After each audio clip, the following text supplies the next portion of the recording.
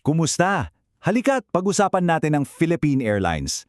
Sa pagsusuring ito, bubuklatin natin yung kanilang 2025 annual report para malaman natin ano ba talaga ang lagay ng ating flag carrier. Tingnan natin ang mga tagumpay, mga hamon at kung saan sila papunta.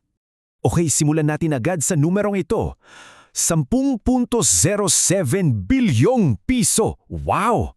Yan yung kabuuang net income o yung malinis na kita ng PAL para sa taong 2025.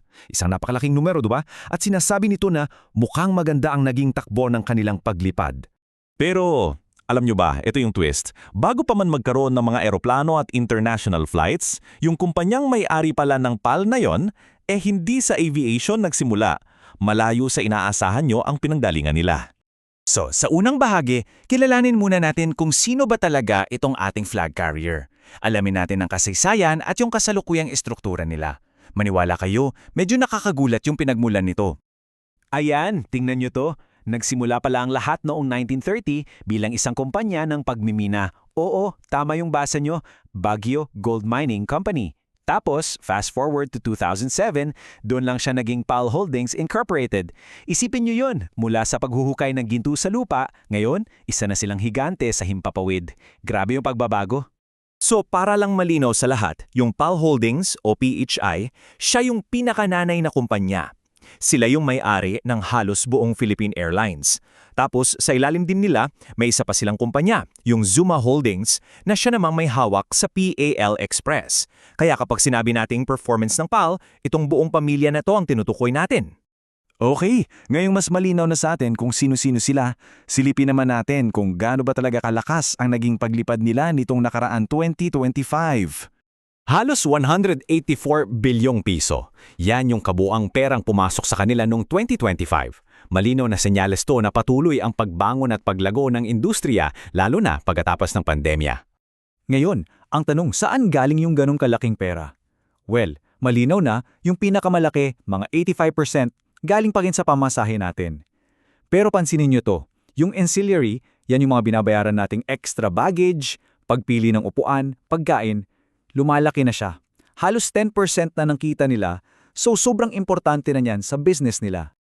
At heto pa, yung pruweba ng paglago. Makikita nyo, dumami yung pasaherong isinakay nila. Mula 15.6 million, naging 16.3 million.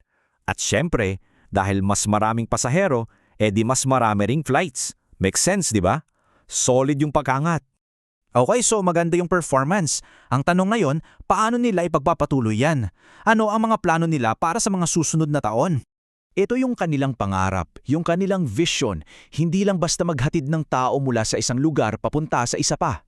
Ang goal nila ay maging simbolo ng world-class service at, higit sa lahat, yung tatak Pinoy na pag-aalaga.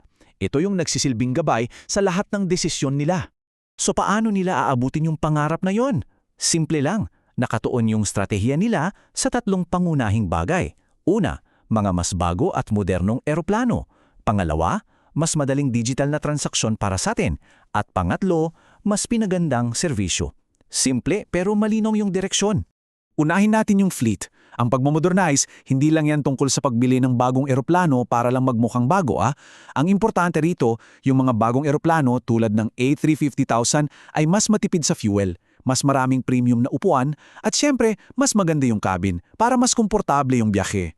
Sa digital side naman, ang goal ay gawing mas madali ang buhay nating mga pasahero. Imbes na tumawag at maghintay, may AI chatbot na para sa mabilis na tanong. Mas madali na rin gamitin yung miles mo, pati pag-refund, online na rin. Lahat para mabawasan yung abala. Siyempre, pagkatapos mating marinig yung mga magagandang plano, kailangan din nating tingnan yung realidad. Hindi naman lahat ay laging smooth flying. Ano yung mga malalaking hamon o pangid na kinakaharap ng PAL? At yan, yung tanong, hindi lang to galing sa amin sila mismo ang tumukoy sa mga problemang ito sa kanilang report. So ano-ano nga ba itong mga clear air turbulence na kailangan nilang iwasan? At heto, isa sa pinakamalaki.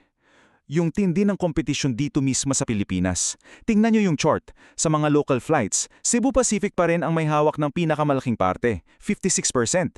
Ang PAL, nasa 29%. Ibig sabihin, mahigpit na mahigpit ang labanan para sa bawat pasaherong Pinoy. Bukod sa kompetisyon, may mga iba pa silang binabantayan. Una, yung presyo ng krudo, na halos 1/3 ng lahat ng gastos nila. Pangalawa, yung mga limitasyon sa NAIA. Alam naman natin yan, di ba? Kung puno yung airport, mahirap magdagdag ng flights. Kasama na rin dyan ang banta ng mga hacker at yung katotohanang nakadepende sila sa dalawang supplier lang para sa eroplano, Airbus at Boeing. Okay, so matapos nating makita yung mga panalo at yung mga hamon, ano na nga ba yung kabuuang picture ng PAL ngayon? Well, sa madaling salita, ang PAL ay isang veteranong manlalaro na nagsisikap mag-adapt sa bagong panahon. Hawak nila yung malakas na brand at history at sinasabayan nila yon ng modernisasyon para manatiling matatag at competitive sa gitna ng lahat ng pagbabago. At dito natin iiwan ang lahat na may isang mahalagang tanong. Sa isang laban kung saan marami ang tumitingin sa presyo ng tiket, sapat na ba ang estratehiya ng PAL na mag-focus sa premium service at ganda ng experience para manalo? O hahanapin pa rin ng masa ang mas mura? Yan ang tanong na dapat nating abangan ang sagot sa mga darating na taon.